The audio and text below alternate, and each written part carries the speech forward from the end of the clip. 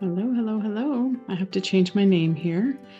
Please bear with me. I'm not sure why it lets people join before me on Giddis's account, but here we are. So thank you for being here. I see some familiar faces. Hey, Tammy. Hey, Marla. Hey, Trish. Oh my gosh, it's been so long. Wow, where in the world are you? Hi, Christina. Suzanne and Shelley. I'm home. Where are you now? I'm home, Oh, okay. Wow. finally. Yeah, you've been gone I a long time. That's cool. have been. Um, It's been fun. Okay, bear with me. I just have to change my name here. I can't, well, I can't do two things at once. I mean, let's face it. But there we go. Okay, so welcome. We are just going to give folks a minute to join us here. Welcome if you are new here. Welcome if you're back. We're going to be talking about something that many of us love to hate, and that is planning, especially I find in this space. You say the word planning and people go, I'm not going to plan. I'm not planning anything. I'm living my design. But we all know how that ends up at the end of the year, right? On December 31st, when we look back and we go, oh, shoot, there were so many things that I wanted to do and I didn't get done. Does that happen to anybody else or just me? No. Okay, so we are going to go ahead and get right into it. If you haven't been on one of my sessions before, I'm going to just change this to speaker view. So I won't be able to see everyone. I can see some faces, but not everybody's beautiful face. And I'll probably go in and out of that. Can you, Tammy, I can see your face. Can you tell me if you can hear everything well? Okay, thank you. Okay, so my sessions tend to be interactive. I have a lot of abstract circuitry. I tend to kind of go around the mulberry bush sometimes, but usually we get where we're going in the end. And I invite you to participate fully. I'm going to keep it on speaker view for almost all of the time, so I may not see you. If you want to unmute, if you want to say something, I also really try not to follow too closely in the chat. I will read it later, but I'm very easily distracted, so I find it more important to be with you in the space. So feel free to unmute. I'll stop and ask for questions. I'll ask for interaction as we go along. And you're welcome. You're invited to participate with me, and I hope that you do. I'm going to give just a couple of disclaimers here as we get started. So if you choose to be on camera, you may show up on the recording, which is going to live on our YouTube channel. So if you don't want to be on camera, or if you don't want to be on the YouTube video, then maybe just keep your camera off. But of course, as a manifesting generator, I would love to see your eyeballs and your beautiful face because it helps me to ground me in the space. It gives me something to respond to. So this session is brought to you by Bodygraph. And bodygraph.com is really more than just software, not just software, but we try to provide you with all of the resources that you need to build your business. We go the extra mile. I think we go the extra mile on really helping you to build your business because it's important for us that you build a sustainable business. I am Vicki Dixon. If you haven't been here with me before, I take care of the community in Bodygraph Chart, do some of the marketing, some of the writing, some of the boot camps and all of that stuff. I get to do all of the fun stuff. I'm a 2/4 emotional manifesting generator, quad right.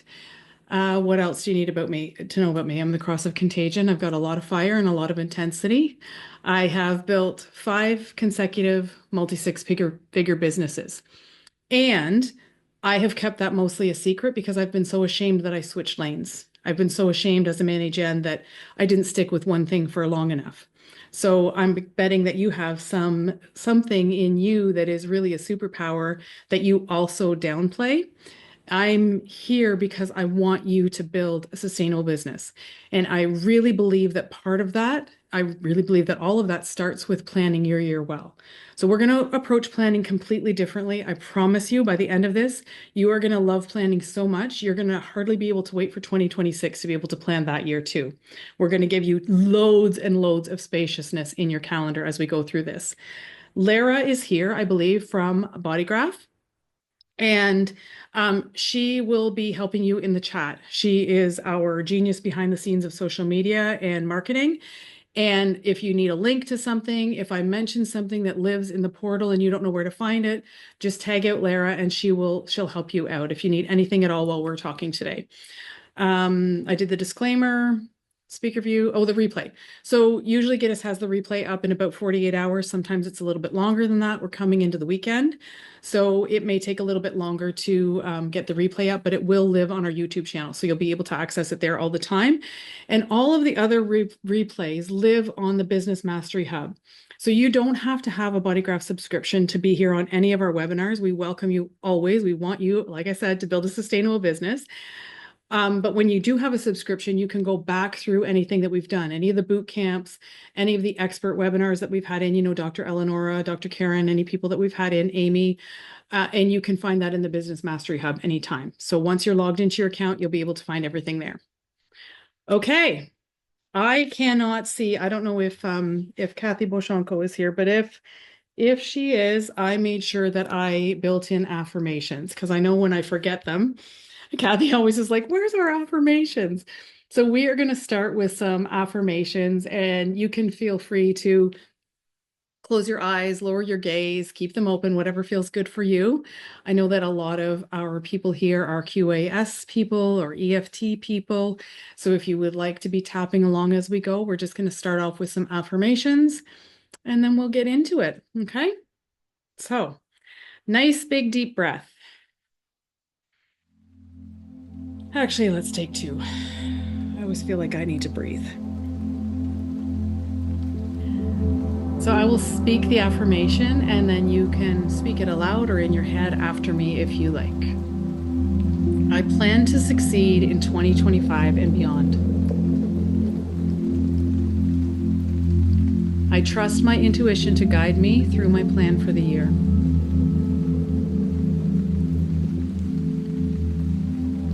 Planning my year is an act of self-love that serves my highest good.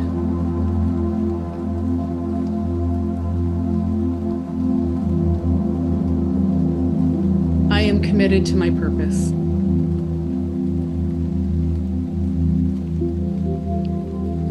I release all pressure around figuring it out, whatever it is. I am worthy of a sustainable business.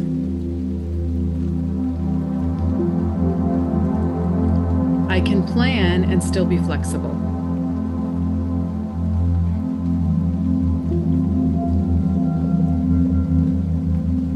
Planning creates space for opportunities I can't yet see.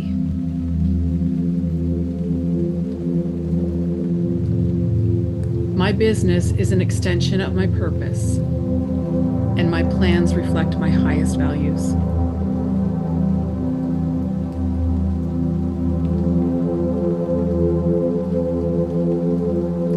Planning equals spaciousness.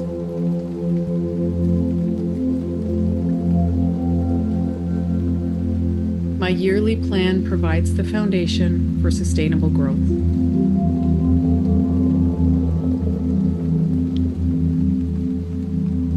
I approach planning with curiosity.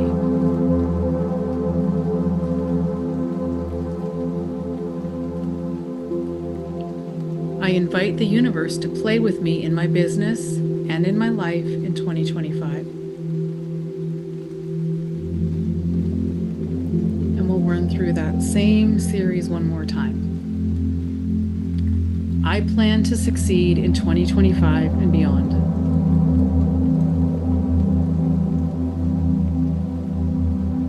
I trust my intuition to guide me through my plan for the year.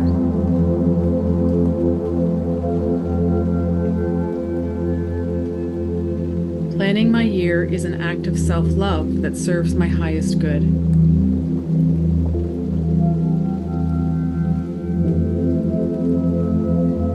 I am committed to my purpose.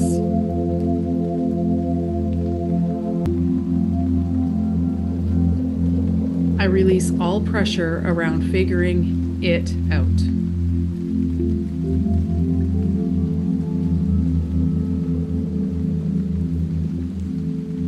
I am worthy of a sustainable business.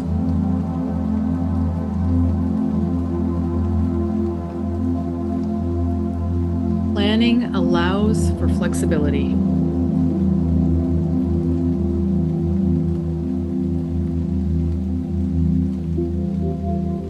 By planning planning, I create spaciousness for opportunities I can't yet see.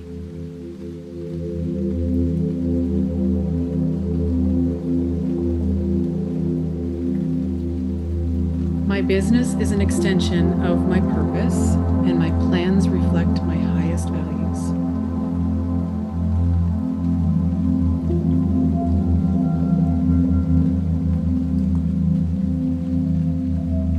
Planning equals spaciousness.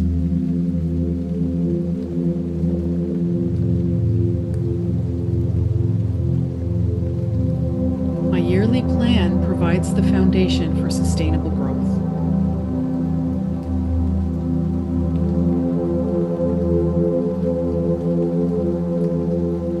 I approach planning with curiosity.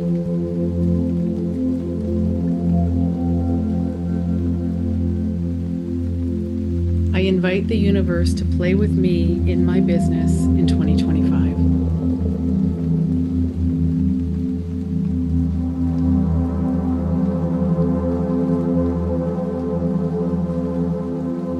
Another nice big deep breath.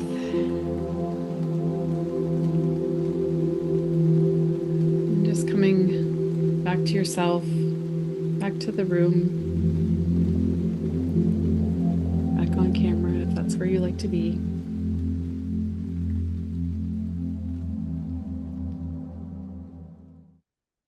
You're welcome, Robin. Yeah, there's something about just kind of unwinding, right? Like I don't know what time it is where you are, but when we can kind of land ourselves in the space and forget about what happened before and what we've still got to do after, and we can just kind of come to ourselves, right? Yeah. So I'm going to open it up to gallery view. So if you are on camera, you will be on camera, and ask you, how do you normally plan your year? Talk to me about what normally goes onto your calendar first.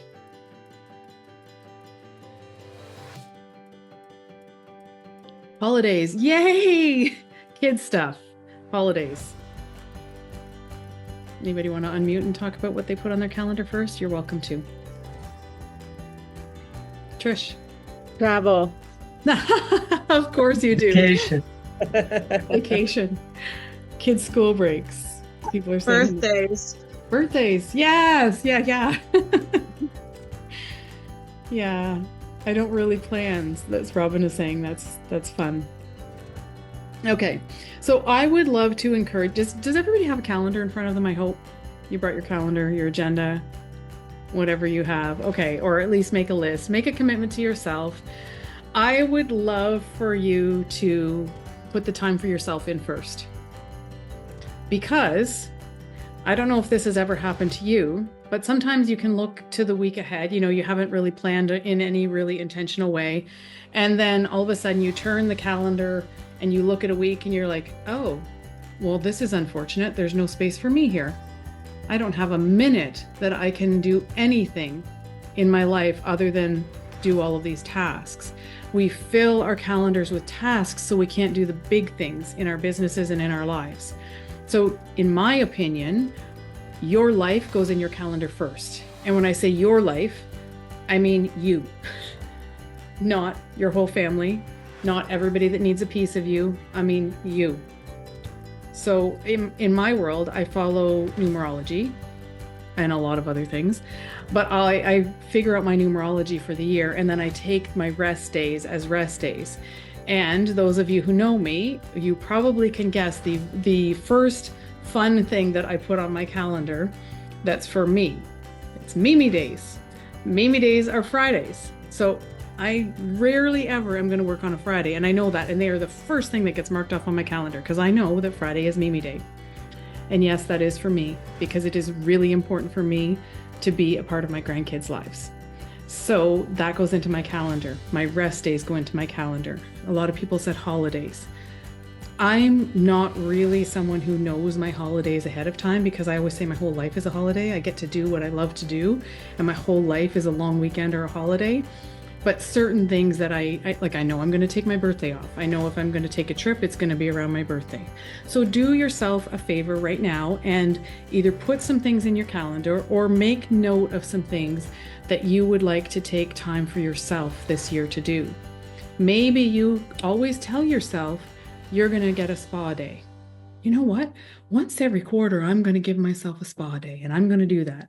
And then all of a sudden, it's December 12th, and you're like, well, this is unfortunate. I would have to fit 4 spa days in the next 14 days or whatever it is. So if there's something that you commit to yourself that you want to do, then at least make a note of it or put it in your calendar now, okay? I'm going to just like stop talking for a minute and give you the space to do that. And just give me a thumbs up in the chat when you've done that so that I don't just keep going. Massage and acupuncture. Yes. All of the self-care things that we tend to, when we don't kind of claim the time for them right away, um, they end up not getting done. Spa days in, yay. Weekly yoga, yes. Yeah, definitely.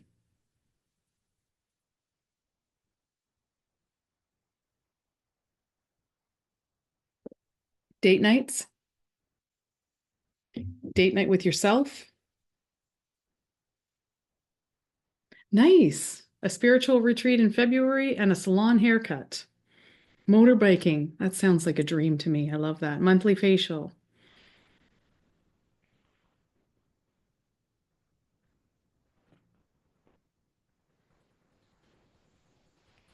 Exercise. Yes. Isn't it the strangest thing how the care for ourselves that we know we need to do, we somehow think that when we get busy in our businesses or in our lives for other people, that that is the first thing that has to go, even though it's like the most important thing.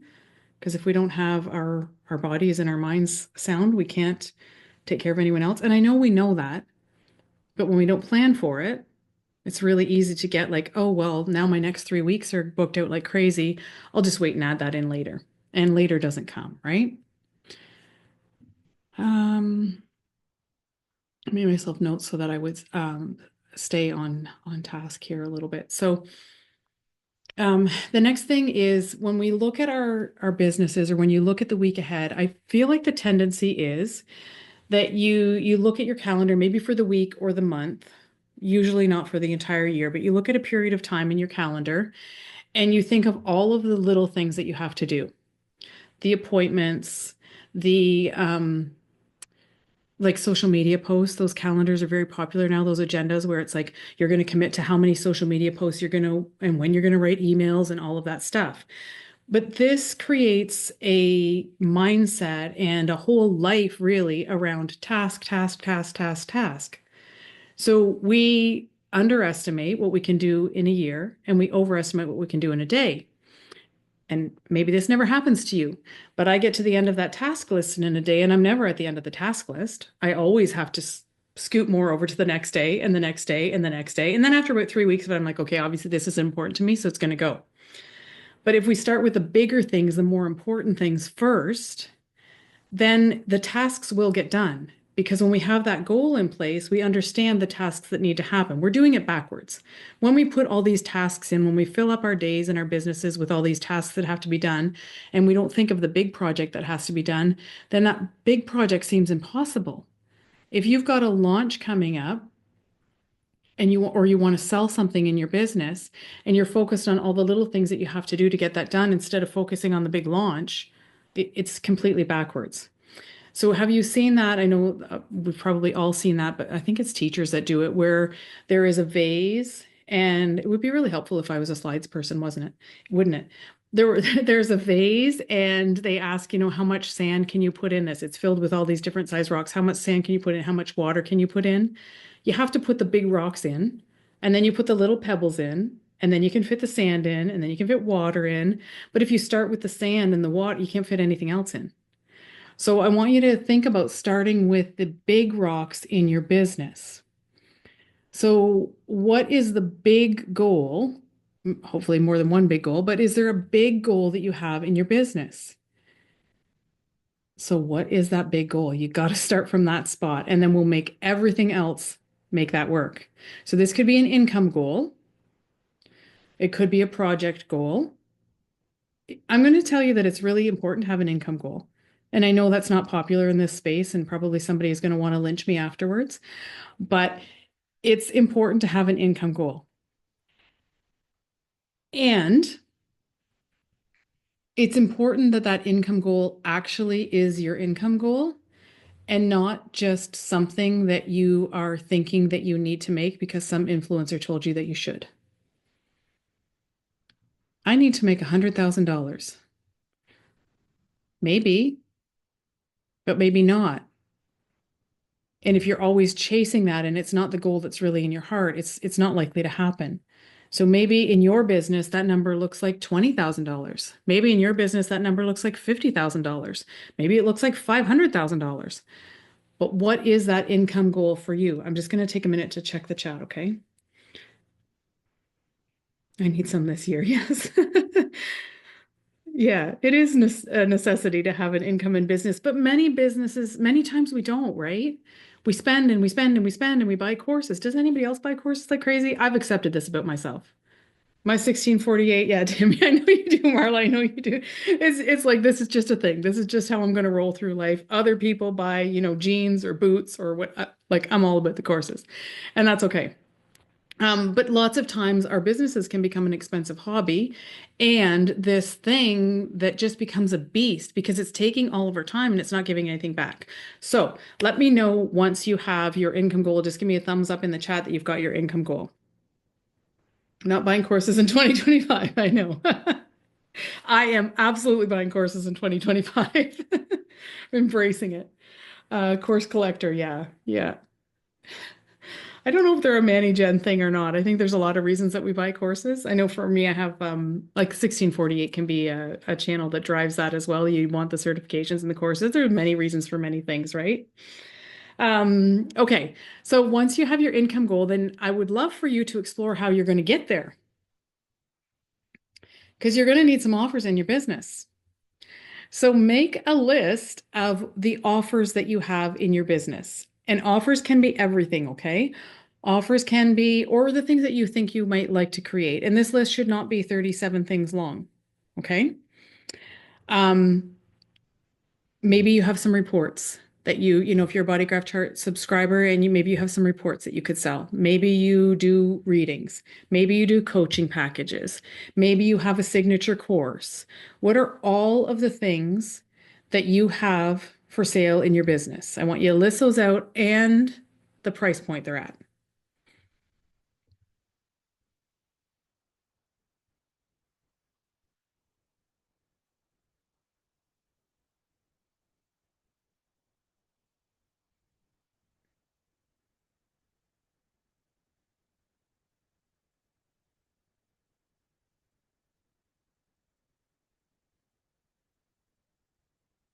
So Isabel, we are listing out anything that you have that you can offer in your business, anything that you sell in your business, offers.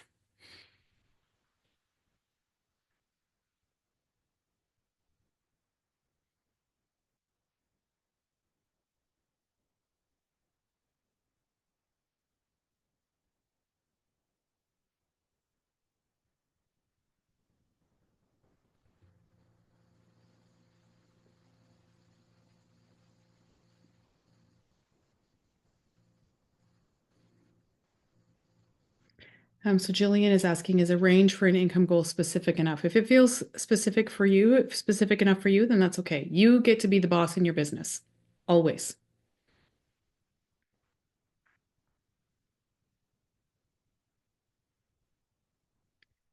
So while everyone's working on listing out the offers and the things that you have for sale in your business, does anyone not have an offer or not have an offer that you're happy with, that you think, okay, I can really get behind this and sell? Because we can chat that through if you would like. You can just unmute. Oh, look at that. I'm asking the question. Thank you, Lara. Thank you. So Lara is asking, can you mention an example for someone who hasn't started a business yet and doesn't know where to start thinking of an offer? It's a lot easier for me if someone is in this boat. Does anybody want to play with me in a hot seat? Hi, this is Farah. Or hello. Hi. Was there somebody else? It's okay. Go ahead. Yeah, I'm in that boat. Quasi. I have always had a job, though I didn't want a day job. I always wanted to have my business. I recently in 2024 was laid off. And so I'm kind of in that boat where I do want the business, but I don't know what it should be. I thought I would start with the skills that I had, which I hate. That business didn't take off. So I'm, in that boat of like, I don't know what to offer. I don't have a business, but that's what I want to do. And I don't know what to put for this. Okay. Um, yeah. So what do you have any ideas around what you want to do? I think ideally I would want to be I have like startup ideas that I've uh the last one I spent 8 years trying to launch it, didn't happen. I worked a lot on it, but it just never took off because it needs financing. Now I have another startup idea. I need financing for that as well. So that would be my dream. Um, and that's part of why I don't know what to put on there. Okay. Um, so you don't have to put anything. This isn't a test. This is just the process that we're going through. Do you have your chart there, your human design chart there that you could share? I would have to pull it up. I haven't. mm, Hold on. I do have it. I just don't have it open right this minute. Okay. Because I can take a look at that as well if you'd like. And Lara just put a link in there that you can also just run your chart if you'd like to and come back in. And then like, so your human design isn't going to tell you what you can do, but it's going to give you your path of least resistance to how you can do it. And there are, 4 I mean, I pages of, can tell you really quickly that I'm a projector with all my like head centers, the mental centers filled in, Mhm, which makes me very intelligent, very, high IQ in that respect. Um, but also, as a projector, and I think it's an open heart center or something, but I'll pull it up as sure. quickly as I can. That's okay. That's okay. I'll just move on with someone else and you let me know in the chat when you've got it, okay? But thanks. Okay. Does anybody want to talk about their offer? I Or, can do, yeah, but I'm sorry, my English is not the best. it's perfect. Yeah, so I'm trying to start up my human design business, Hmm. and I do offer basically, yeah, all those basic readings as everyone else do. So basis reading and a deep dive called guidance reading. But I do not feel like that this really suits me, and I yeah actually would like to go beyond, and yeah, I feel like I'm just one of out of others. Hmm. Anybody else ever feel like that in the human design space that you do the same thing everybody else does? Yeah. Okay. So you don't. Each and every one of us brings something different to the space. So, and please forgive me if I'm not mentioning astrology enough. I'm not familiar really with astrology. I just know enough to make me dangerous, but consider this if you're an astrologist as well. But in the human design space, I see human design as science and art, and it's all interpretation. And I'm just going to pick a face that I'm seeing here. Gabriella is going to read a chart completely differently than I am. Yes, there are going to be some things that are through lines that we're both going to see. But when she looks at a human design chart, she's going to see something first, and I'm going to see something different first. And the more time you spend in a room with people reading charts, the more you look at charts on your own, even, just in your own files, playing with charts, the better you're going to get at reading them. And the more you're going to understand what a gift you possess. And the world needs you now more than ever before. The world needs what we have as human design readers and practitioners. And I had the opportunity today in my business to completely change someone's experience of life. And that wasn't because I'm anything special, and it wasn't because I'm the same as any of you. She chose me because something in me resonated with her. And our souls were meant to be together today so that she could move through something she has to move through in her life. And she's going to go on to change the world. And you will do that too, Isabel. So don't ever think, please, I know I'm bossy. This is the way I am. Don't ever think that I'm just the same as everybody else. I just do basic readings like everyone else. I just do this like everyone else, because you don't. You do it completely in your way, and it's important and it's needed. So that's the end of my sermon for this afternoon.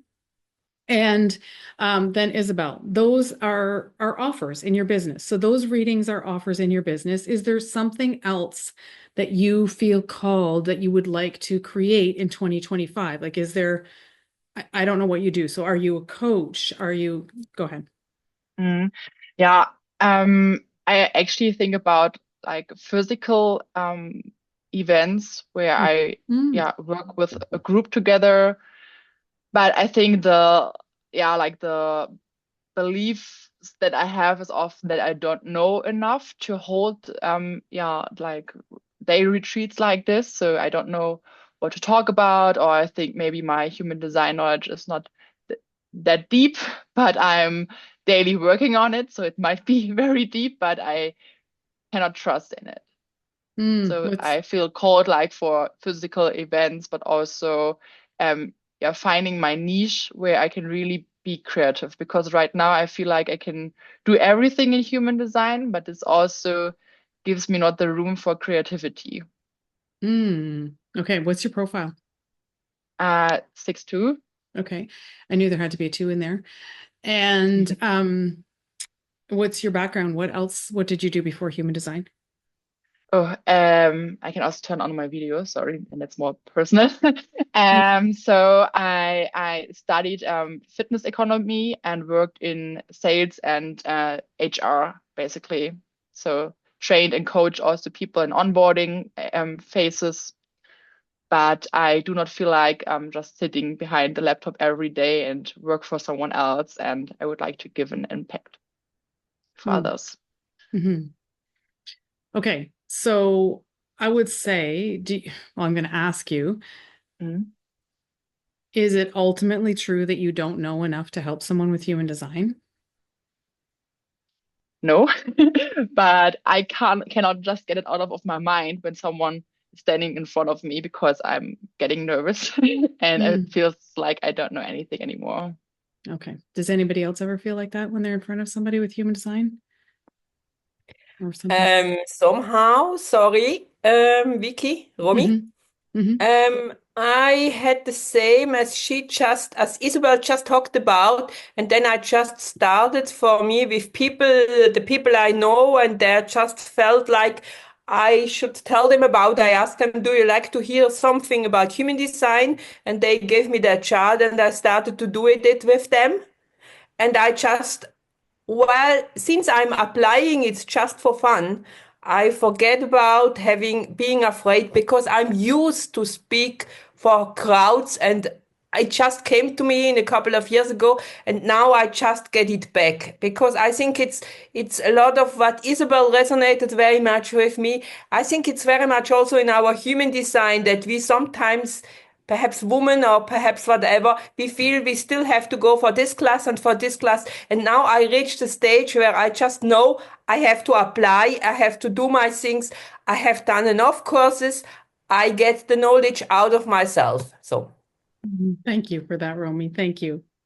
Yeah, and I think sometimes too, when we are, and this is not a criticism, Isabel, because it happens to all of us, but when we are, talking to someone about their human design and we start to go into like, do I know enough? And I'm nervous, and we're thinking about ourselves, right?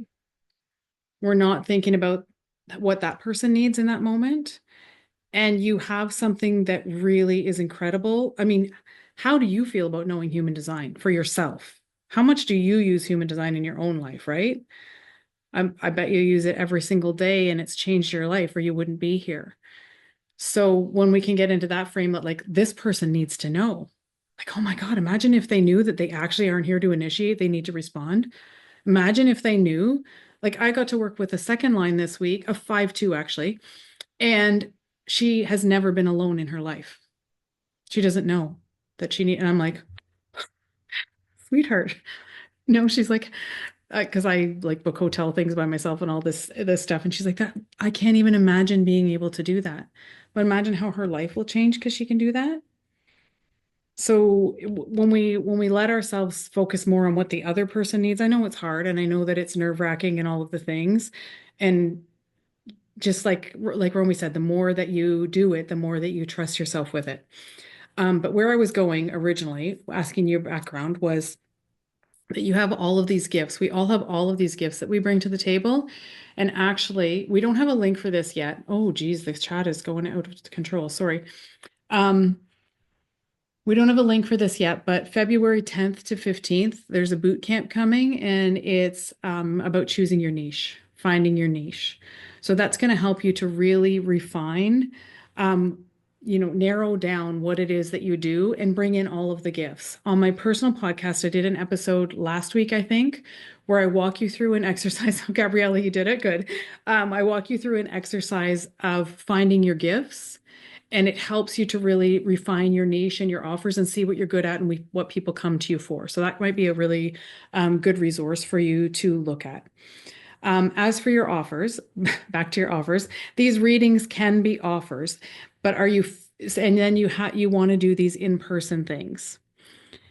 So starting to flush that out can be important. Did you make a yearly income goal? Did you come up with a yearly income goal? No, not yet. So I actually just started my business. So I did a lot of readings already, like casting with friends and families. Yeah. But no, but I already noted it down for tomorrow to think about it. Yeah. Yeah. So start to think about, like, start to dream. Start to think Mm, about, like, what would I bring into these in-person things that I want to do? What would that actually look like? What could I offer? Could I bring guests in?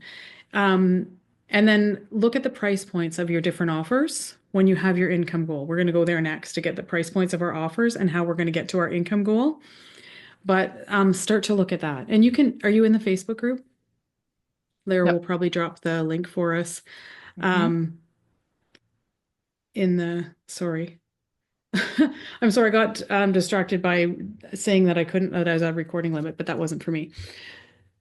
So if you're in the Facebook group, come back in there and talk about your retreat that you want to do or your in-person events that you want to do, and you'll be able to flush out a lot in there with other practitioners. Does that make sense? Totally. Yeah, that Yeah. sounds great. Yeah. Thank you. And don't be hard on yourself. If you're just starting out in business, you're Mm, already a badass. Like, look mm, at all the people that want to start a business and never start a business. yeah. Yeah. So you're already doing it. You're helping people with your readings and all those things. Yes, that's true. Yeah. Yeah. Okay, so I'm going to go back to, I didn't mean to get so far off of the beaten track, and I will come back to you about the chart as well in a few minutes, but I want to move everybody else along as well. So you've got your yearly goal and you've got your offers written down and how much you charge for your offers. Does anything stand out to you about what you're looking at there? Is there a huge gap? Do you look, I'm just pulling numbers out of my hat, but do you look and see, I want to make $50,000 this year and I've only got $50 offers. How am I going to make that happen? Is there a big gap there, or does it seem to me like, oh, okay, this might be possible?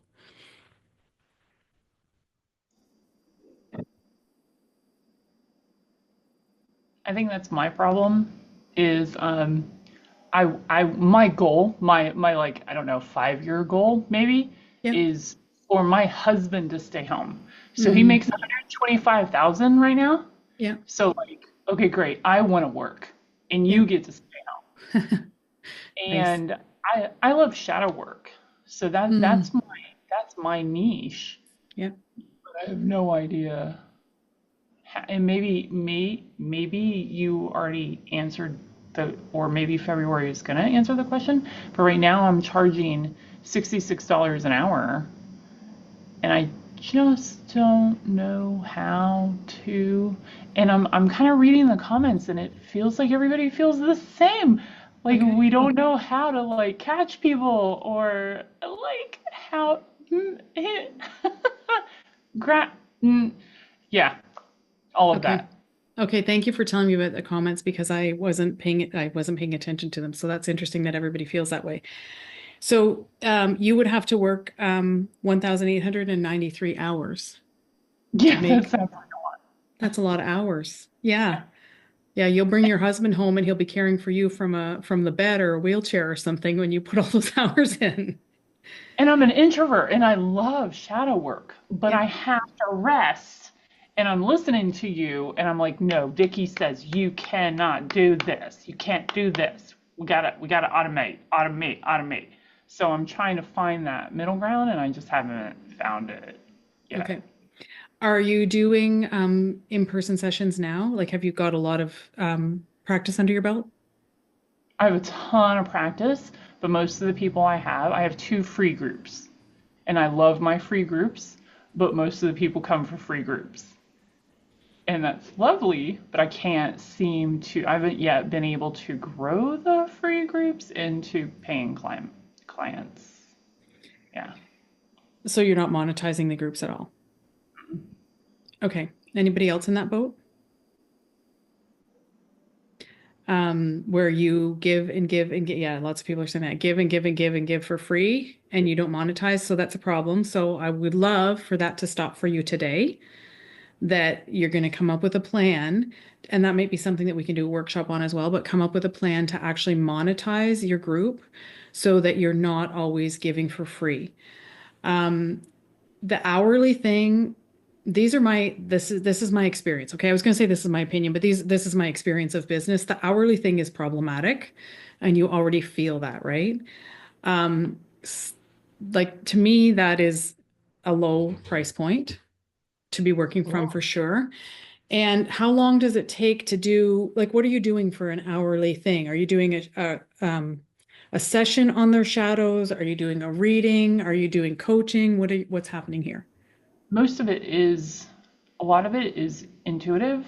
So they'll Mhm. come in and talk to me, and we call in their guides and we talk about, okay, what's happening in the moment and how can we pull through that so they can find a brightness to move on through that shadow. I'm very light in love, so even in some of these spiritual groups, I'm kind of the odd one out. So yeah, I'm always trying to find something that they can look forward to. So and I say 66 for an hour, but does that sometimes go to 2 hours? Yeah, Ouch. yeah. Yeah. Yeah. Okay. Okay. So I'm going to give you some homework. And what I would love for you to do is come up with some sort of a structure for yourself and I don't know your design, and this isn't meant to be harsh for everyone, but I'm like, I don't know your design and I don't really care about your design for this piece because it's important for all of us. Your Hmm. design will tell you how you do it. Like maybe you'll get something to respond to. Maybe you will recognize yourself. Maybe whatever it is for you. But there has to be some sort of, says the Quad Manny Jen, some sort of structure around your offer. So if it's an hour, it's an hour.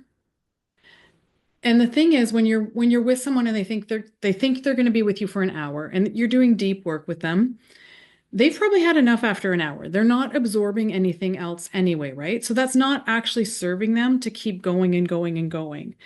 But maybe coming up with like a package. Oh, sorry, you jumped on my screen. There we go. Maybe coming up with, a 3-part package or a 6-part package or something like that. This is not what you have to do. I lost you again. There you go. It's not that you have to do that, but just starting to think, or how could you put some parameters on the session? The other thing that I would love to challenge you on is that I don't remember your exact words, I'm sorry, but like they're going to come in and they're going to feel lighter and they're going to feel this and like, what is the result of this session? And this is for everybody here. We have to start focusing on results. What are you actually moving people to? We have a problem that you solve. That's why people are hiring you, because they need you to solve a problem. Most people are not going to buy to be more something, to be better something, to be love and light, to be, like, no, they want a result. They have a pain in their life that you can actually help them fix. You have this pocket full of solutions that you can help them fix. But you have to get a little more concrete in your language to bring the right people to you.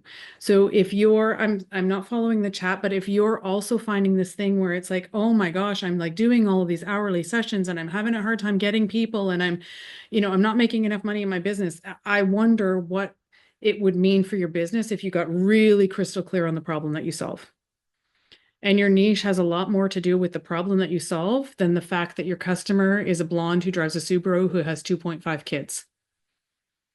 But it's actually, and for you, it's the shadows. Like, so what is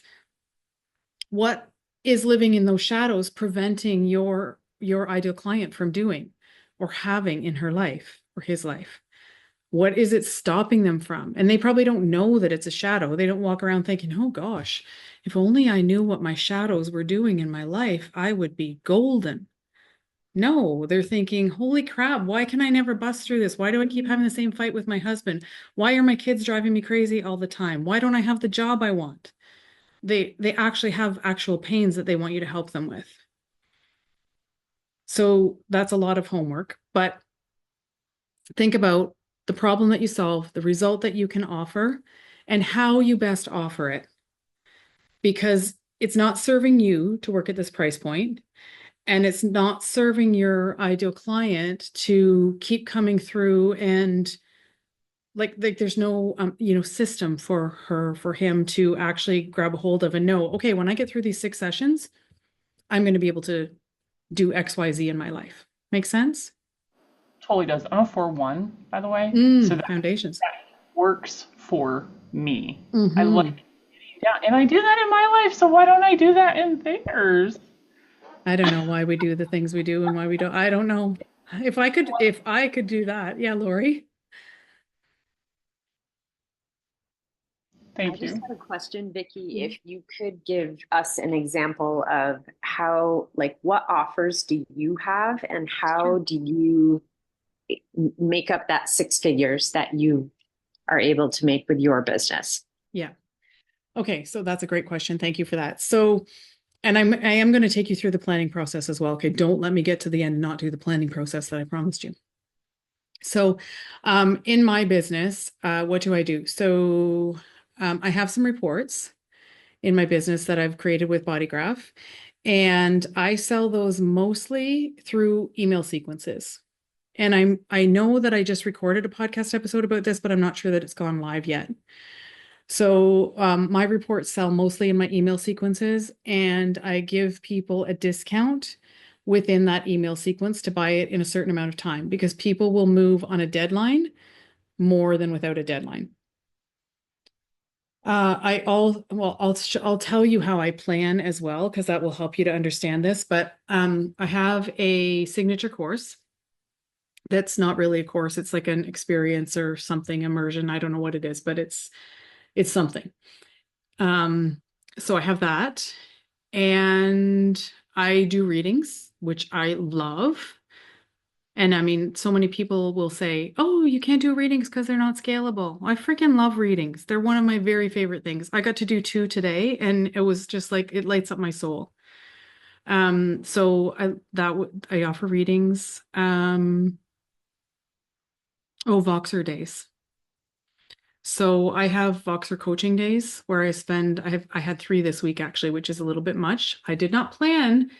I have not done this in my own 2025 yet because I've been teaching, and I had a really crazy Black Friday, which meant that I'm still delivering on that. So yeah, I have Voxer days as well. So those are my big things. There are some other things on my website just because it needs to be cleaned up, but those are my big things.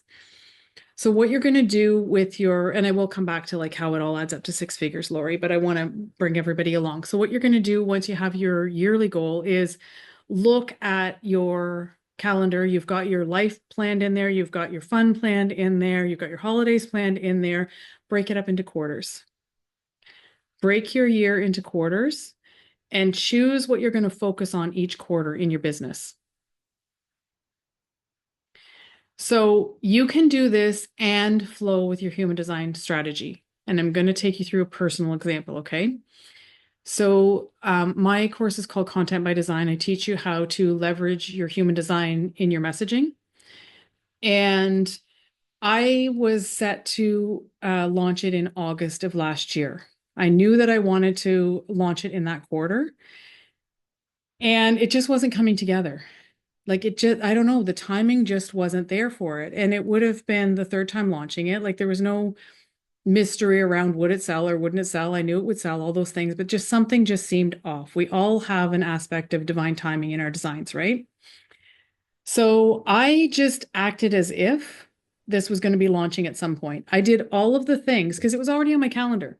So I already knew all the things that it takes to launch. I knew I had to do podcast episodes. I knew I had to send emails. I knew I had to be whatever else I was doing, social media posts, all of those things. So I just kept acting as if this was launching and I didn't know when, but I would allow myself the space to respond, manifesting generator. I would allow myself the space to be in response when the timing was right. I'm also an emotional authority. So I knew that I needed time with this. And it ended up being September that I launched. It was late September. We went through it. We started in October, I think maybe towards the end of October.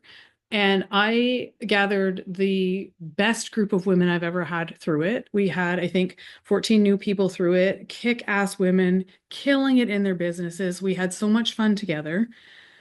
And I don't know that that would have happened had I pushed through in August. So I used my plan. I knew that sometime that quarter this was launching. I used my plan, but I still let myself flow with my design. So I feel like this type of planning, when you know that you're focused on one thing each quarter, and it can be the same thing every quarter if you want, it doesn't matter, but you have one focus for the quarter, one main focus. I feel like it actually allows you more space for flow in your life, more space for flow in your design. So I'm just looking at Suzanne's face here. So instead of Suzanne waking up in the morning or looking at the beginning of her week and being in response and being like, okay, I'm in response. I'm going to create 12 social media posts right now. What are my social media posts leading to? It's like, no, if she knows that she is publishing a book in the first quarter, then everything she does is going to go towards that book. If she knows she's launching her signature program, she knows that everything she does, it's like all roads lead to X. So every quarter there gets to be a project on your calendar.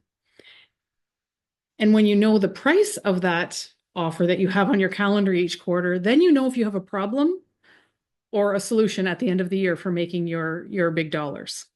So then you can look at it and say, okay, if I have a course that is selling for $997 and I want to make $25,000 this year in my business, I'm going to launch that in the first quarter. And then in the second quarter, I'm going to focus on readings because I really, really love doing readings and I want to hone my craft. And my readings are $297. So how many readings do I need? So you're dividing up that 25,000. Oh, I should have picked a better number. Give me a second here. Unless somebody can figure it out really quickly. It's sad that I can't. That was pathetic. So 60. So if you wanted to make 25,000 in the year, you would need to make about $6,000 a quarter. So if you have a $10,000 product, if you have $1,000 course that you're selling, well, you know that you need to sell 6 spots in that course. Easy peasy lemon squeezy. Everything that you do is going to lead to that course. And if you know that your readings are $297, more math, then you know that in the second quarter, if you're focused on readings, you're going to have to sell 21 readings. And all of a sudden, it's not so like, oh my God, how am I going to make $25,000? It's like, I actually know the math. I actually know that this is how I'm going to make the $25,000. Most of us So the rule of thumb in almost all businesses is that you'll make more in the last quarter than any other quarter. So don't panic if you go a little shy the first 3 quarters. Most businesses are going to pull in more money that last quarter. The other thing that I really like about this type of planning is that you can go ahead and put in things like your Black Friday sale, and you get to decide, where are we, January? You get to decide in January if you want to participate in Black Friday or not, instead of deciding on October 31st or November 24th that you're going to have a Black Friday sale because, oh my God, I haven't made any money in my business. And now it's November 24th and everybody's shopping. I better sell something. You're screwed if you do that. Pardon my language. But it's so much better to know going in, okay, well, so the last quarter, you're probably going to, for most of us, I think in business, we're going to work a little harder the last quarter, or we're going to sell a little more the last quarter. The dream would be to not work as hard and sell more, but that doesn't always work that way. But in that last quarter, you know that there's a lot of people spending a lot of money. So if you've got a launch in October and you've got Black Friday and you've got gift certificates or 2-for-1 readings for Christmas time or something like that, like you can really have some fun with this. And when I don't know if anybody's doing their calendar as we go along for this or like making notes on their calendar. When I took a group through this a couple of weeks ago, one of the participants, she's a splenic projector, and she looked at her calendar and she goes, "You mean I could take the whole summer off if I wanted to?" Yeah, you can. I take 1 month off every single year of front facing. I don't do anything front facing with clients. It ties in with my numerology. On my 7 month, I don't do anything front facing with clients. Now, if that happens in November, that gets then when it happens in November, that's going to get canceled out because I'm not ever going to not have client facing in November because it's a big month. But yeah, you can look at your calendar and you can go, okay, so January, February, March, quarter 1. I'm really called to rest. Right now, I'm really feeling called to rest. And I know that I've got 3 months in this quarter. So it's not going to be the end of the world if I take some time to take care of myself in January and I actually work in February and March. Or maybe you've got a big, your kids are home for the month for July. And you're like, I really have always wanted to be off with my kids for July. Okay. So just make sure that your quarter is taken care of in August and September. So it actually gives you more spaciousness like this. My experience is that it also gives you more, it also brings more ease into content creation, which is my baby. Like I love content creation. But it's a lot easier if you don't have to focus on Monday, I'm talking about readings. On Tuesday, I'm talking about reports. On Wednesday, I'm talking about my launch. On Thursday, I'm talking about my podcast. On that, you don't have to worry about all that because you just know that this quarter I'm focused on readings. So everything that I do is going to come to the end result of come through and have a reading with me. That's how we're doing things this quarter in my world. Not my world personally. So Lori, to go back to your question, when I look at my income goal for the year, I'm able to see, okay, I'm probably going to have to launch Content by Design 3 times this year. And we're going to talk, well, I think the podcast episode this week, I'm only confused because we record them ahead of time and I try to batch them because that's how my design works. So I'm always like, okay, which one did we produce this week? But I believe it was the one on sticking to one offer. So when you repeat the same offer in your business, you get better and better and better and better. People hear about it more often. They're used to hearing it. Like I had people through the last round of Content by Design. I have to move my computer. I'm sorry, the light is like unbearable. The last round of Content by Design, I had people who were saving up for it for a year to go through the last round. And that's only because that's what I talk about. They know that that's how you work with me. So they hear about it over and over and over again to the point where I think if I have to say this thing one more time, people are probably going to want to hit me over the head with something. But they know that that's what I do. So your people will know that too. You'll have an offer rather than coming in and I'm gonna create this course. Oh, that didn't sell. I'll create another course. Oh, that didn't sell either. I'm gonna create another course. Figure out your thing that you want to do, and then just keep repeating it.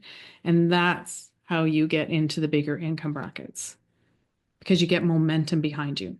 Does that make sense, Lori?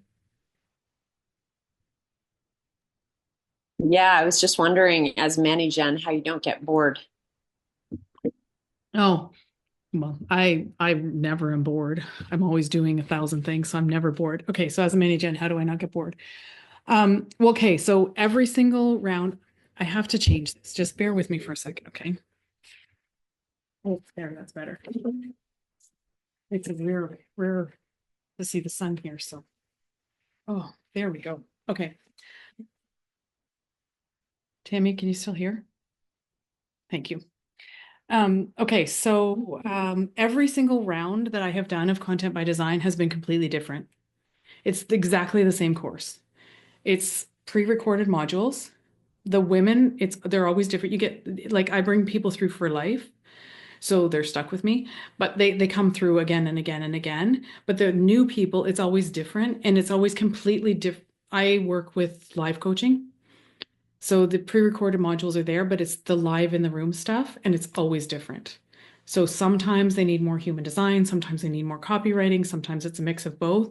So I find that when I have the structure set up, it allows me the freedom to move within the offer. It allows me the freedom to pivot. Like this time, there were some people who wanted to start podcasts. So we took a pause and we focused on podcasting, and we had a podcast, like a big guy in the podcasting space, come in and teach us. But because the structure is there and it holds me and I know what I'm doing, I'm not like making this up as I go along. The plan is in place, then I can kind of move within the container. And I can look at my calendar and say, like I said, it didn't work so well the first couple of weeks of January because Black Friday was really successful. But I can look and say, now I'm looking to February, and I'm like, okay, there's a week there where I could open up space and I could fit in 4 readings.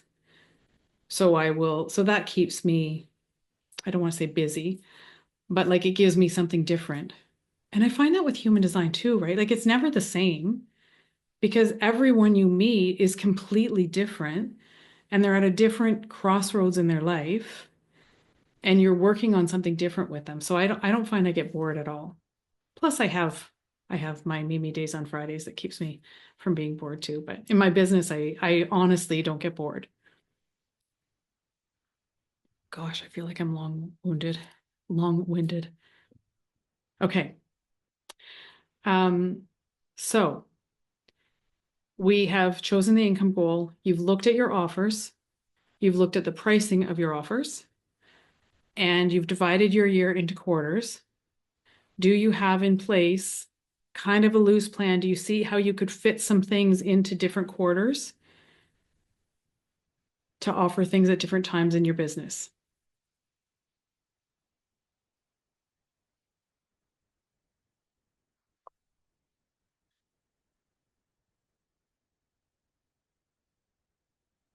And do you look at your calendar? Do you look at that list and see, okay, actually, this might be something here. This might actually give me some space.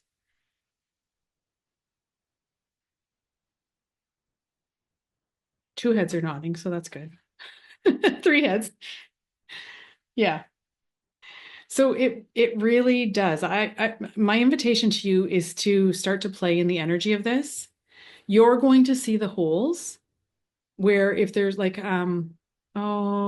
Christina, I think it was talking to me about the price gap that she wants to make $125,000, but she has this $66 offer.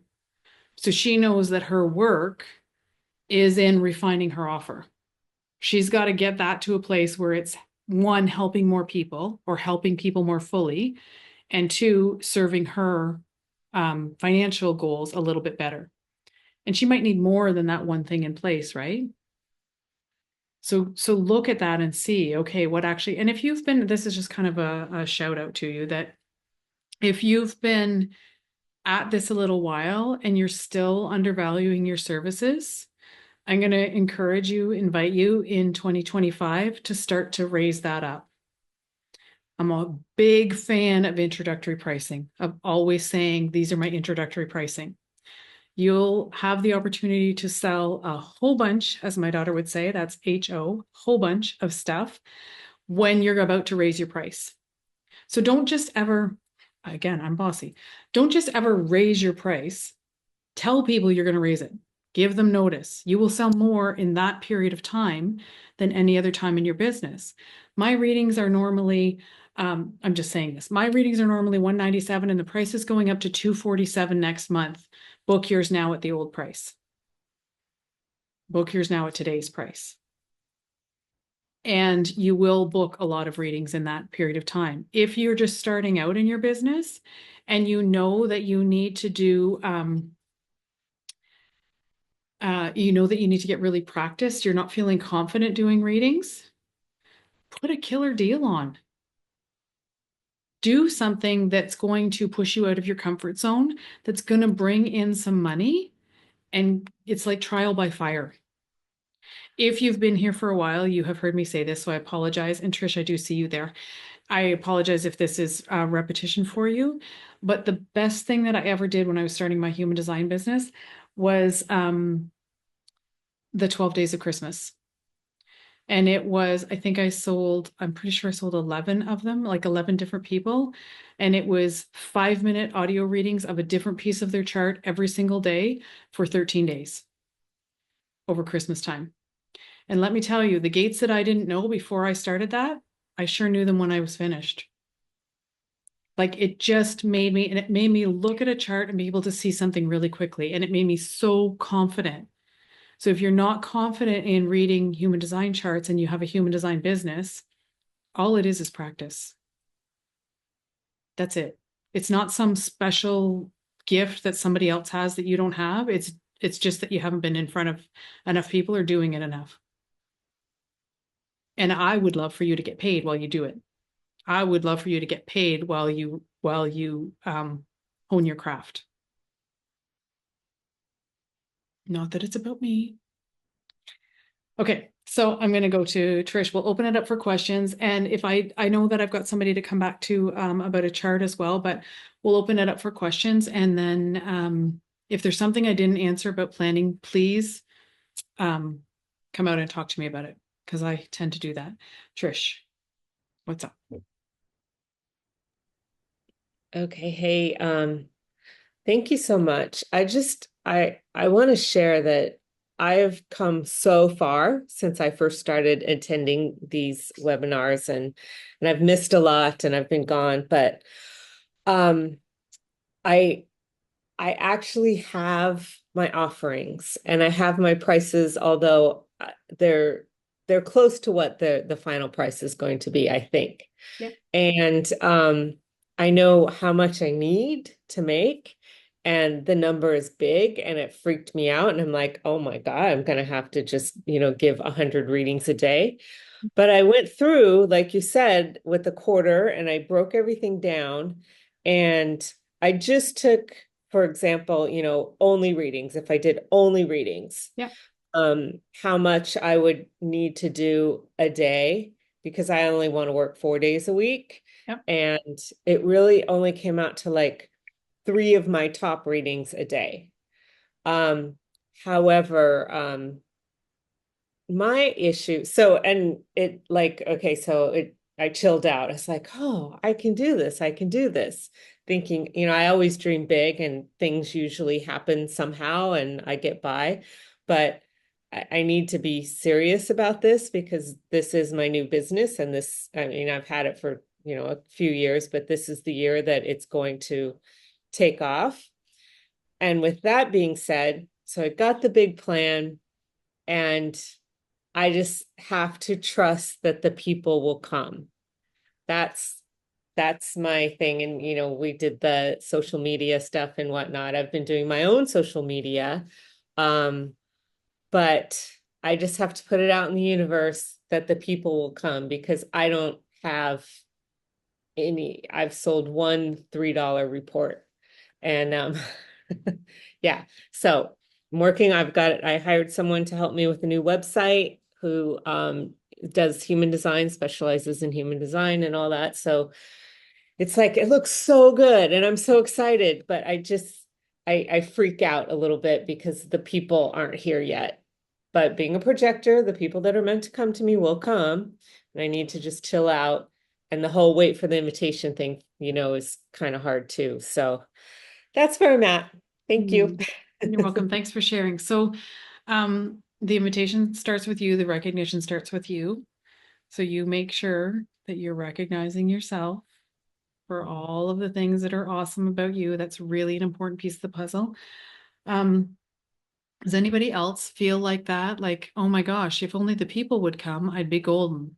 I have everything in place, but I don't know how to find the people. Anybody else feel like that? I see some hands. Yeah. Okay. So I'm going to give you a big fat tip. And if you do nothing else in your business but this one thing, I promise you your business will change. And we are going to talk about this in the boot camp next month. We're going to talk about this a lot. If you want a webinar that I did about this, let me know, like get it in touch with me and I will, I'll get it to you. It's not fancy. It's not edited. It's not anything, but it was from my last launch. And it's all about understanding the problem that you solve. Understanding and communicating the problem that you solve. If I could change one thing with almost every entrepreneur that I work with, it's this. Especially in this space, we use language that nobody understands. We do social media posts that make us sound intelligent and like we have this new toy and nobody has a clue what we're talking about. You say generator.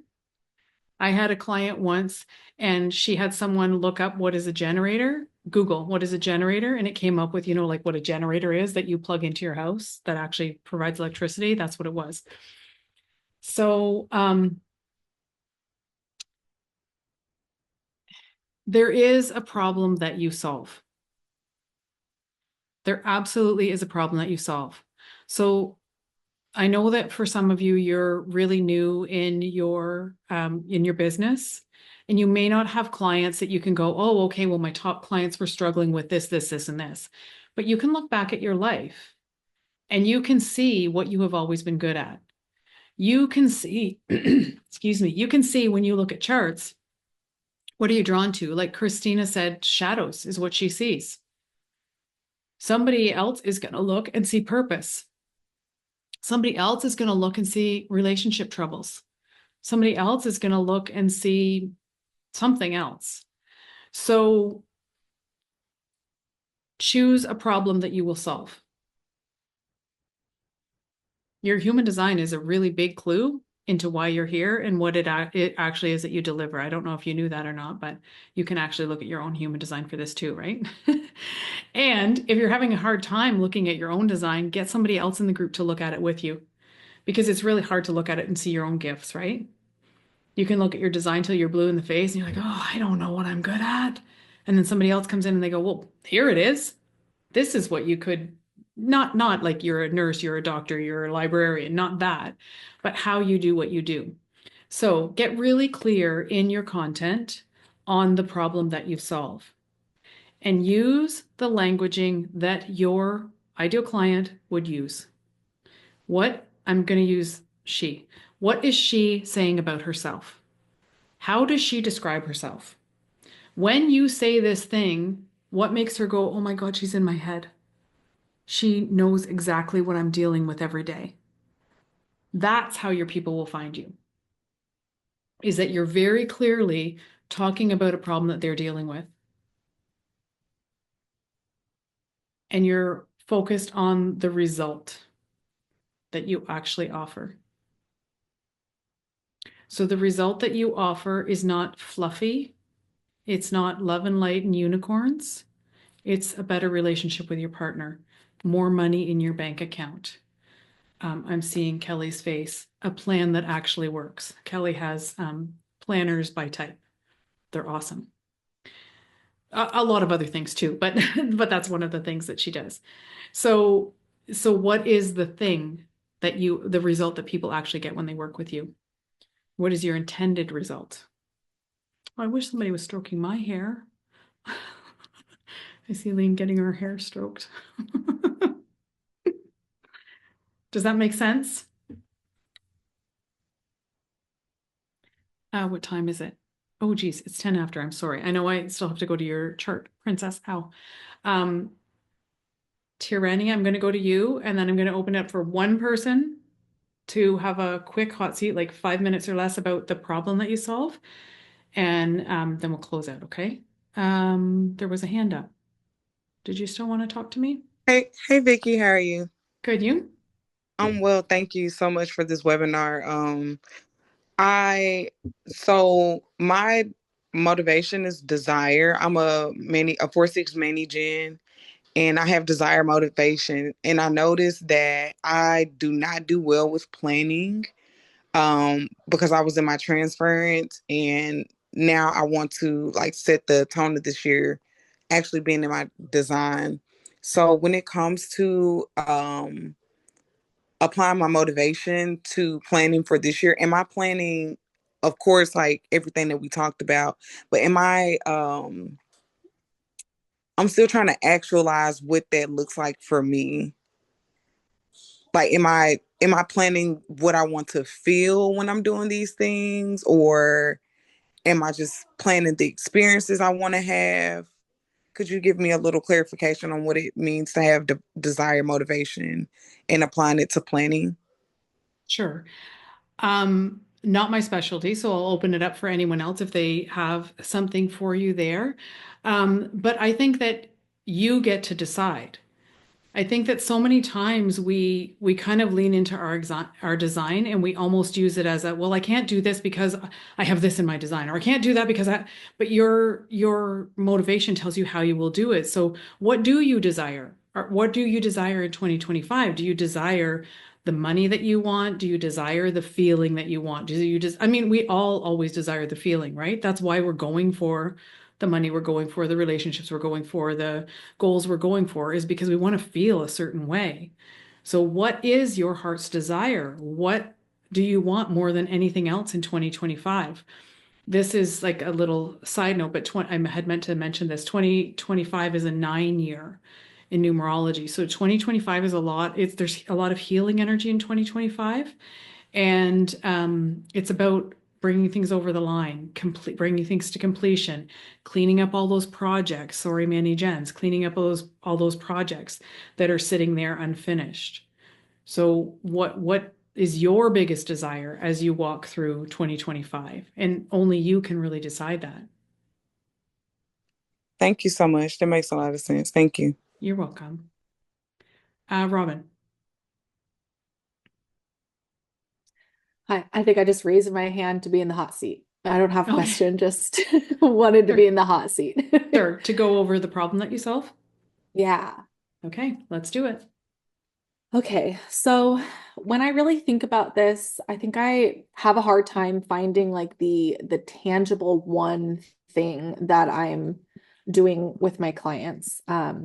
Helping them to get clarity and confidence, helping with alignment in their relationships, to get into alignment with their authentic blueprint.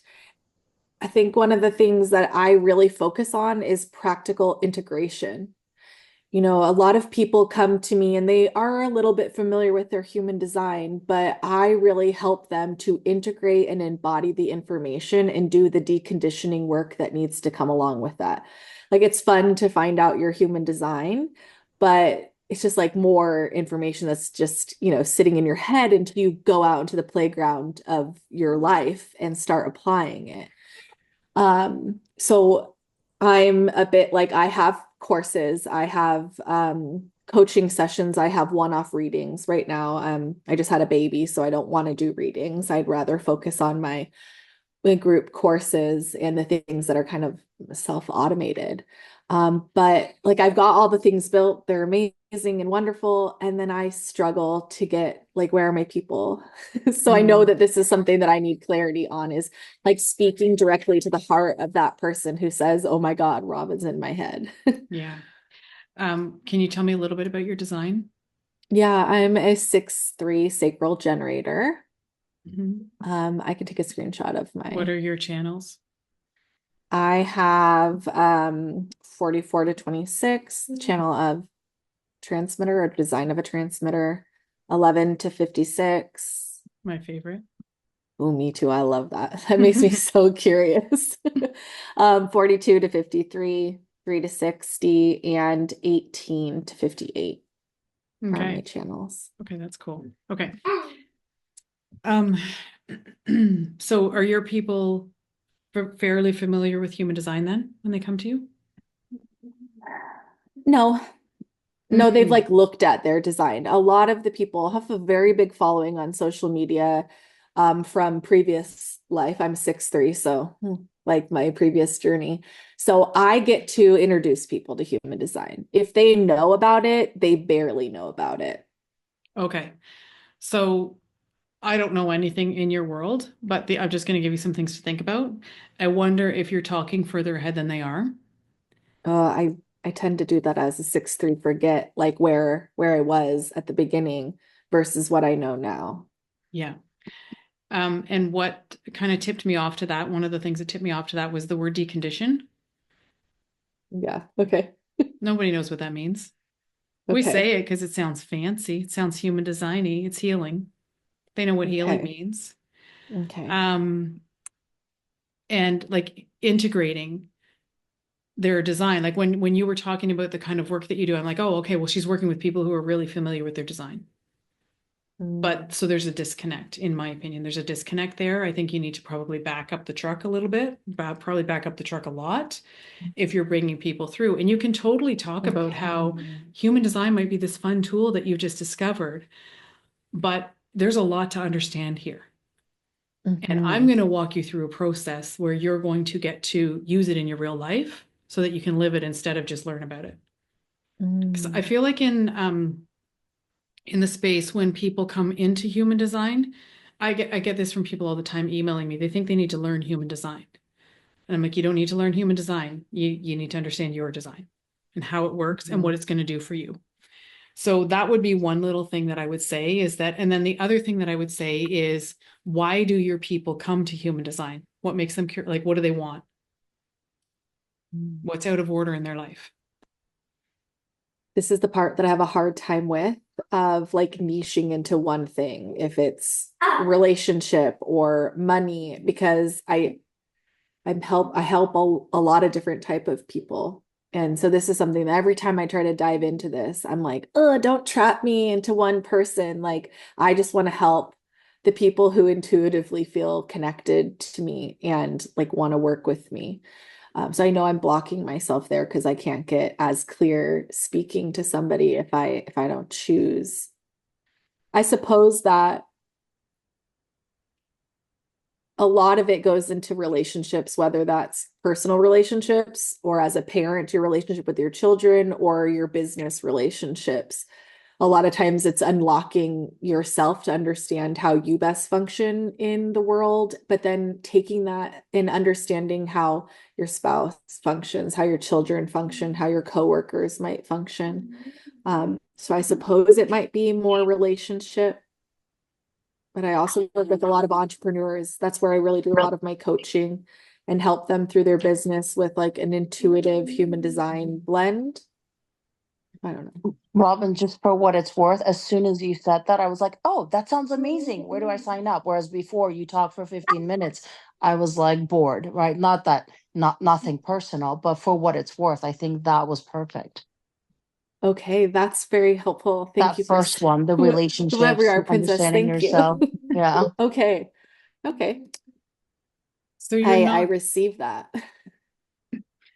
you're not necessarily narrowing it down to a person. And like, I invite you to join the boot camp because we're going to do this over 5 days together. So you're going to get a lot of opportunity. I'm going to be in the Facebook group like I don't know if you've done a boot camp with me before, but like I'm in the Mhm. Facebook group, like going through and answering your questions and all of that stuff. And we'll have lots of conversations so I can get to know your business. You're not trying to choose a person, but there's something that your person is experiencing. I'm going to say her in her life that she wants to change. And you have a really unique ability to mutate, to innovate, to create change.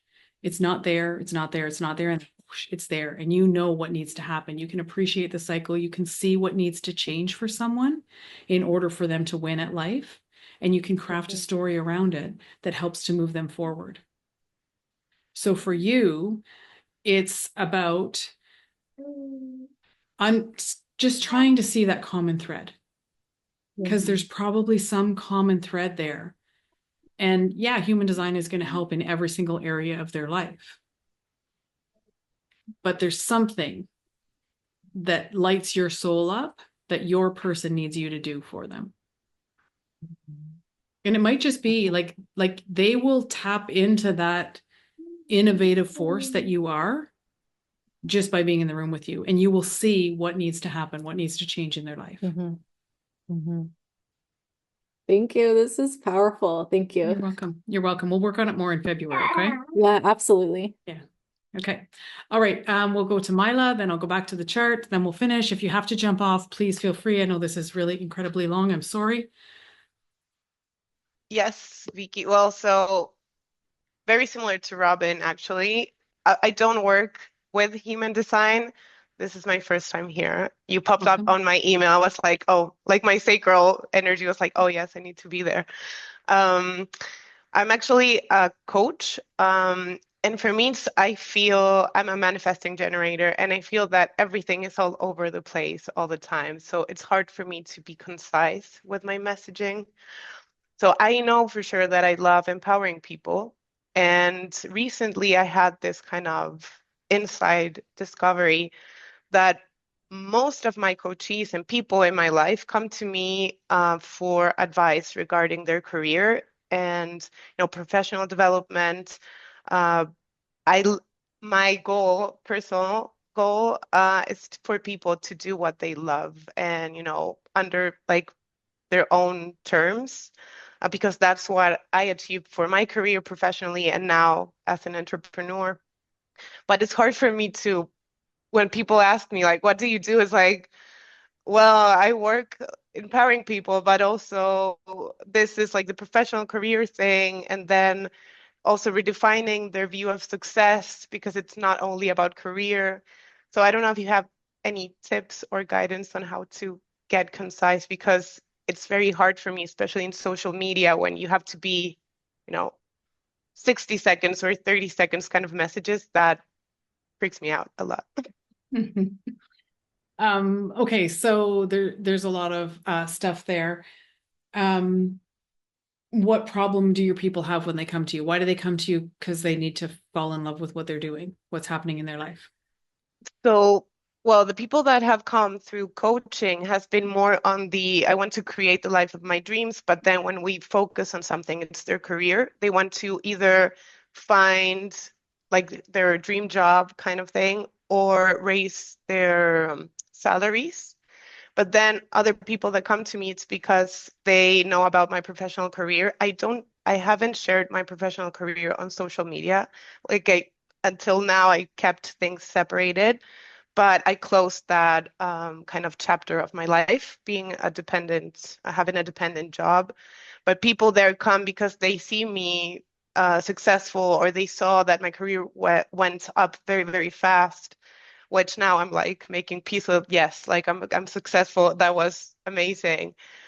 So basically they want me to guide them. They think, two people recently told me, I thought that you had something that I don't have, and that's why you're so successful. But then I'm like no, like honestly, like no, maybe, I get in that loop of you can do it too, but it's not, I don't know how to put it into words. Yeah. Okay. So do you have the 3410 channel? Do you know? Yes, I do. Yeah. Okay. I figured. Okay. So you're going to naturally empower others by being more of who you are. By you actually doing what you love, that's why people want to be around you. They want to be in your aura because you're actually doing what you love. That is solving a problem. There are bazillions of people who are miserable in their careers, miserable in their businesses. The fact that you can bring them into doing something that they love is not vague. So I think sometimes too, we make it harder on ourselves than it needs to be in some cases, where sometimes you can look back and you think, I don't know what I do. I don't know what I do. I don't know what I do. I don't know what I do. And then it's like, oh my God, I actually know what I do. This is actually what I do. It's actually a thing. People are actually going to pay me for this.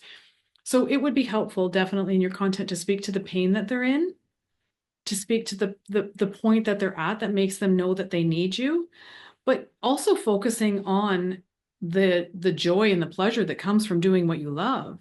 The fact that we're not here for a very long time. We best getting on with doing something that we're enjoying, right? That can be a clear message. But you are going to want to hit on the pain that they're in that's going to move them forward for sure. And yeah, there's probably tons of content in that piece of that restlessness where they know that something has to change in their life, but they need to tap into you, or they get to tap into you to help them over that hump, help them take the step. That was very helpful. Thank you, Okay. Vicky. You're very welcome. You're very welcome. Okay. Did I forget anything about planning? Do you feel like now you can like look at this, look at your offers, look at the pricing, look at the money you want to make, look at your quarters? Did it all make sense? I didn't leave anything hanging off the edge. Typical Manny Gen fashion. Okay. So I am going to go back to Princess, and I'll just super quickly look at your chart if you want to pull it up. We're like 25 minutes over here. I know, Ashley, you raised your hand. I'm okay to stay on for another minute after. I'm just going to go to the chat in case, because I thought I saw it in there at some point. I'm sorry, did you want me to, so I'm not able to share because it says only host is able to Okay. share. But I did send a picture of it, a screenshot. Let me see if I can But find if you here. want to let me share, then I can. Okay, I had I'm just going through, I think I must be almost at it in the chat. I can also resend it. Oh, that would be great. Oh, there, I got it. Okay. Is this you? Maybe this isn't you. Is I this just you? resend. Okay, let me go back. Oh, that's what I was going to say. I saved the chat, so I will go back through the chat later. It won't be tonight because I'm on a 3-hour call after this, but over the weekend I'll go over the chat, and if there's anything there, I'll oh yeah, okay, so you've got actually quite a bit of definition. What am I looking at here? Are the black centers undefined? I guess, yeah. I think that's how they do it it's from my Bodygraph. Okay, I can't even really see this very clearly on my screen. Do you want to let me share so I can share my screen? Okay, we'll do this real quick. I don't know if I can find you here.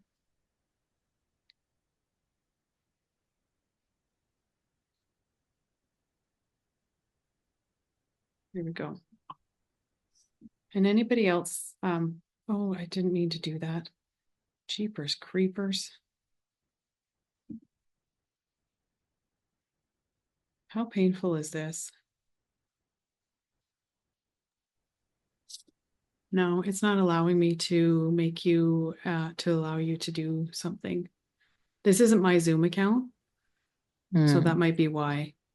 That might be why. Okay, but I will look as best as I can here really quickly, but it's really hard for me to read this. Excuse me, Yes. Vicky. Yes. Doesn't it work when she puts on the button share and it says send request? Maybe this helps for sharing. Maybe. It So doesn't she has tell me she send request. It just says not allowed. It says when I click share, it says only the host can share in this meeting. There's no request available. Okay, and I'm okay. probably With me, not it the says host. Sorry, I didn't mean to interrupt you. Whoever was speaking, Sorry. I'm sorry. Oh, Marie, sorry, I didn't mean to interrupt you. Thank you for that. I mustn't be the host because I didn't start the meeting. I came in afterwards. But I will do what I can here with this picture and then, okay. So I don't know if you guys can see that in the chat or not, but yeah, it is hard for me to tell what is defined and undefined on this right now. Okay, well, I can Really hard. describe But it. 5710 is a lot about creating a life that you love, doing something that you love, making an art form of your life. So the first thing that I would be saying is whatever it is that you decide to do, you're going to need to be absolutely in love with it. And your human design isn't going to tell you what you can and can't do, but it's going to tell you how you do what you do. So really look at the energy that's coming off of your defined center. So any of the centers that are colored in, really study the messages of those centers and study the messages of the channels that are defined for you. That is the consistent energy that you are emitting out into the field. That is the energy that you can count on all the time. From your openness, that's how you're going to draw others to you. You're going to bring others in through your openness because those are things that play out in relationships. Those are things that are going to speak to the not self in the world. So if I'm reading this correctly, with the black being the open, you're going to be speaking about anything in the personal growth sphere, needing to prove yourself, conflict avoidance, boundaries, people pleasing, overwhelm, pressure, like adrenaline type of pressure, and needing to understand when you've given enough, not over giving. So those are some of the ways that you might message to draw people to, but what you're actually going to deliver is going to come from the consistent access of the energy of who you are. So what I see is, I see that the 5710, I believe, is defined. And I think the 4763 is defined, I think. I think that's defined. Sorry, 4764. You mean 4764? Yeah. I believe that that's defined as well there, the whole thing. And that's a lot about taking your life experience and being able to share them in a way that others can learn from them. So there might be something there for you in what you're actually offering to people. But that's the thing. I don't know if I don't want to be a coach. I don't want to do that kind of thing. I certainly don't want to do it one-on-one. I tried that years ago. It's too draining. I don't find it interesting. Like, I do that for friends. I'm very good at it. Everybody always tells me, "Oh, you're so good at this. You should do that." I just don't actually enjoy doing it for money and like hustling out there to get clients. All of that sounds so damn boring and useless to do as a business. Like, I feel like if I'm going to have a business, I want it to be a big business. That's why like I like the startup idea where I'm putting my intelligence towards like automating, like building something. I do like sharing, you know, insight and information and all of that, but I don't feel moved to do it as a coach. Okay. I never said you had to be a coach. I didn't mention the word coach at all. So that's interesting that you assumed that from what I was saying. No, because you said that I would be sharing my experience to help people. Like, yeah, but you can do that in a million different ways, in a million different careers. So your work is to really lean in, and like only you can decide what you want to do. The scope of this particular session is to plan your year based on what you're going to do in your business. So your homework is going to have to be to decide what you're going to do in your business. And if you're in the Bodygraph group, if you're in the Facebook group, if not, if Lara, I don't know if Lara's still here, but if she is, she'll pop the group, the chat, the link in the chat for us, excuse me.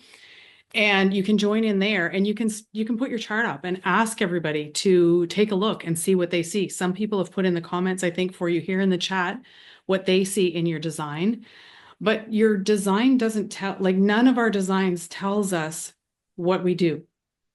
It's never going to say, Chrysola, you are a nurse, or Marla, you are a chef.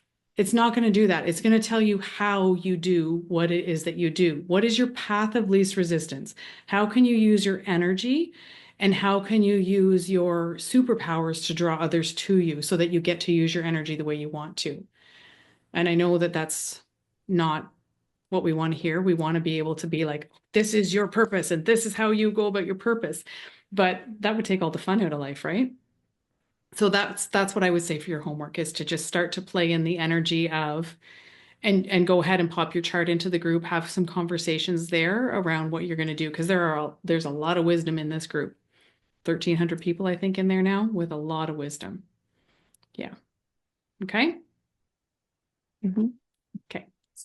All right, so I will if we can do this quickly, Ashley and Lean will do it super quickly, like 5 minutes or less. I'm going to do a hard stop at 4:45 for me because I have to be on another call. So Ashley, what's up?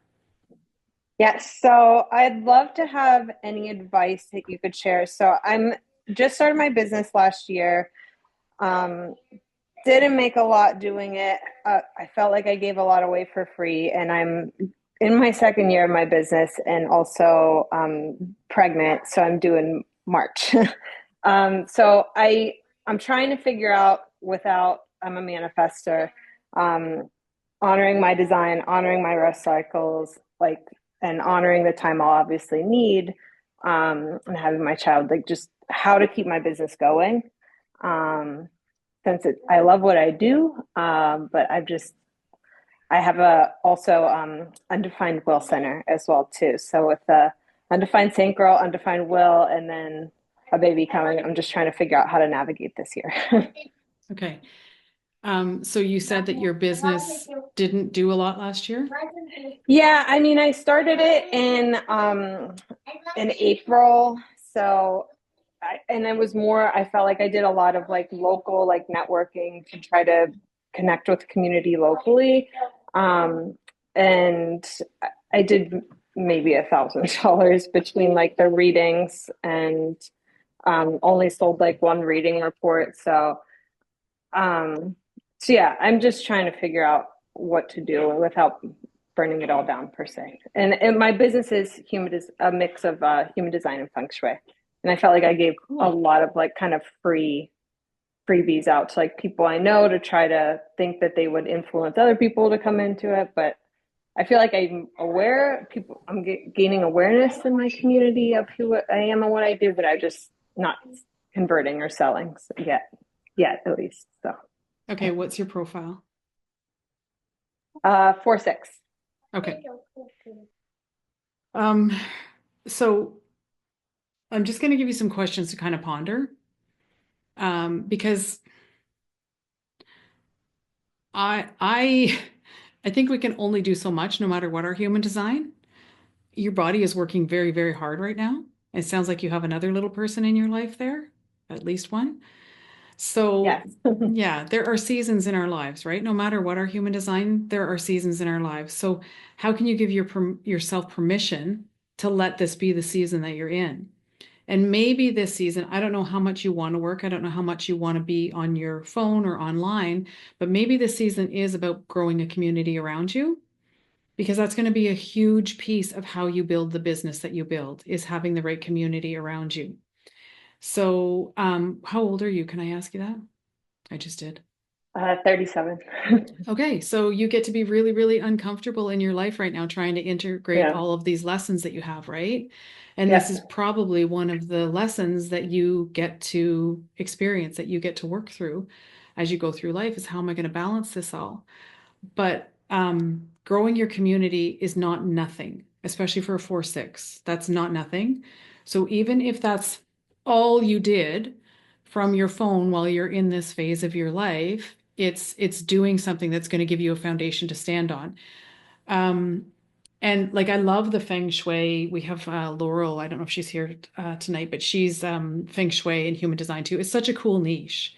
So I wouldn't personally consider it a business strategy to be, which you have figured out, to be giving a bunch of stuff free to people so that they maybe promote you. But you may not even, like, that's something that you, I think, are going to have to answer for yourself. Do you even want to work? because how do you work with your feng shui and your human design, right? And a newborn? I don't, maybe it's possible, maybe it's something that you want to do, but if not, I mean, maybe setting up, building that community and setting up funnels in the back end of your system where you are selling feng shui and human design reports on autopilot, that can start to work for you. So I just recorded an episode for The Pulse where I pull back the curtain on my passive income journey this year. I started selling reports in March, finished in December, and I sold about $8,000 worth of reports in that time period. So I'm not making $10,000 a month in passive income, but the foundation is now in place. So that might be a good use of your time while you're in babyland can I just ask you the day and the month of your birthday, not the year? July 28th. Okay, this is going to take me a minute because it's getting late here, but I'm just going to do it on my calculator because my brain is hurting. Bear with me for a second.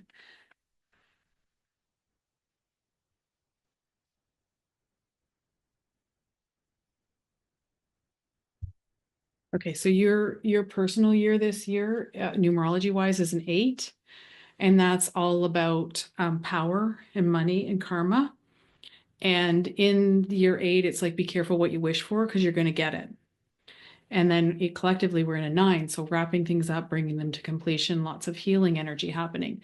So I would suspect that at some point in this year, you actually are going to be stepping into a more powerful place in your business, but it's probably not March, probably not April. I mean, you can only do so much, no matter your human design type. So one of the things that I would ask you is, how can you give yourself a pass? And I am going to give you the task of celebrating that $1,000 that you made. Because we do that so often. We say, well, it was only this. But there are people who never make a dime in their business, and you made $1,000 in your business. That's something.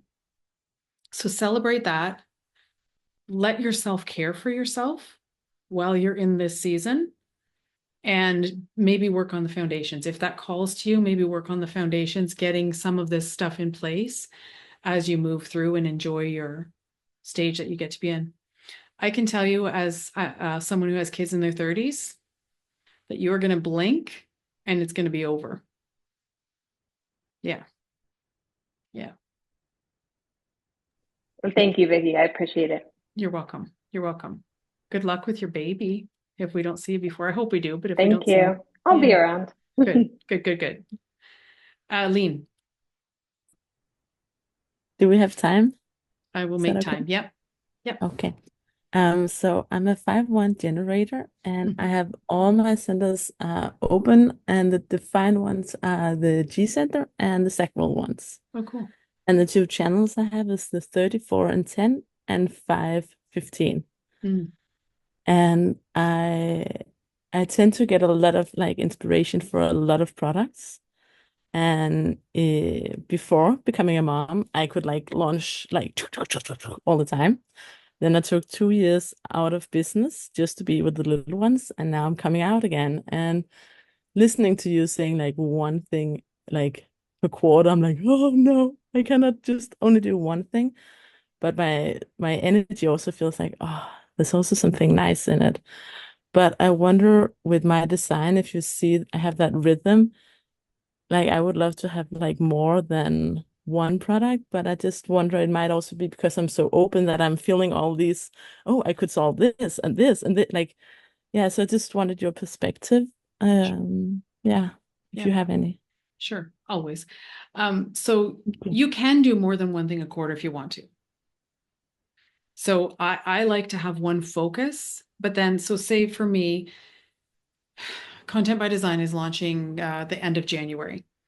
So I know that I have something else coming in March, but I know that Content by Design is a well-oiled machine and I got my shit together. So I can just keep rolling with it and then I can add something else.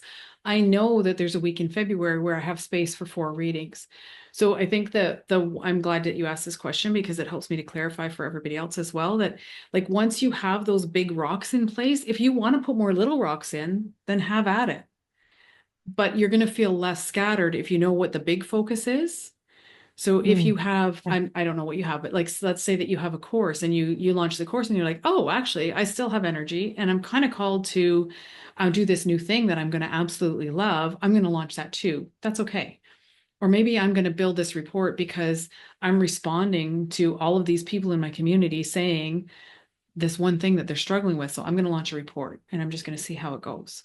So you can always add more little rocks in, but if you never get the big pieces into your quarters, then we tend to fill up all of the quarters with all of the little things and nothing big ever gets done. Yeah, because I can see how I have like almost the marketing for 10 different courses and I'm like, yeah, but you need to get them out, right? Like that's definitely okay, that makes sense. Yeah. And then probably nothing gets done, right? Like if yeah, you have exactly. 10 It of doesn't them, get launched and yeah, exactly. But you're busy all the time. If you're thinking of launching 10 courses, you're busy all the time because you're constantly, I'm going to work on this and I'm going to work on this and I'm going to work on this. And it's all work, work, work and no play. And your design requires a fair amount of play because you've got that magnetism. And in order to increase that magnetism and really step out with your big, beautiful aura on the planet, you got to be doing what you love. You got to be having fun. You got to be doing what you're passionate about. Thank you for that. You're welcome.